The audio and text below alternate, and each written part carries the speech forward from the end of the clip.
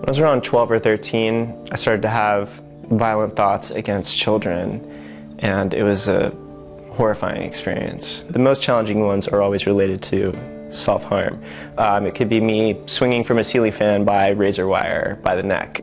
34-year-old Aaron Harvey has a form of obsessive-compulsive disorder known as pure O, purely obsessional.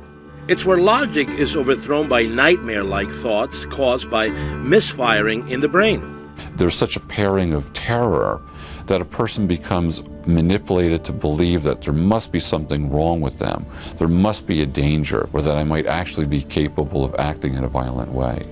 Often the thoughts can feel like one continuous panic attack.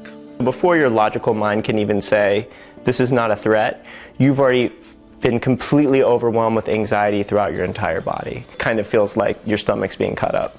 Intrusive thoughts typically fall into three categories: sex, religion, and violence. Aaron lived in silence and suffered alone for more than 20 years. If I were to tell my ex that I had repetitive thoughts about mutilating her with a knife and that there's a reason that we always went out to eat because I didn't want to cook, there's a fear you would lose that person. Finding the right treatment for pure O is critical. Psychologist Dr. Stephen Phillipson from the Center for Cognitive Behavioral Psychotherapy in New York says patients need to train their brains to accept the evil thoughts. He says exposure response prevention therapy, or ERP, can do just that. To have them purposely bring on, in a very gradual way, the very thoughts that they've associated as being the problem.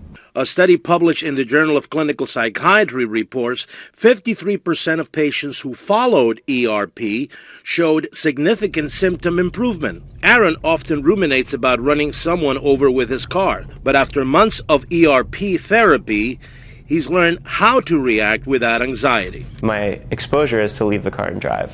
And by leaving it in drive, I'm accepting the fact that my foot might fly over to the other side and run someone over. And as a result, I am devaluing that thought. In the U.S., about 20% of adults suffer from some form of mental illness each year. I could have lived a very different life over the last 20 years, a much healthier, much happier life. And the only way to do that is to empower sufferers of conditions to actually start talking about them. Today, Aaron is breaking his silence and launched intrusivethoughts.org, a website dedicated to educating and empowering OCD sufferers. I'm Dr. Manny, Fox News.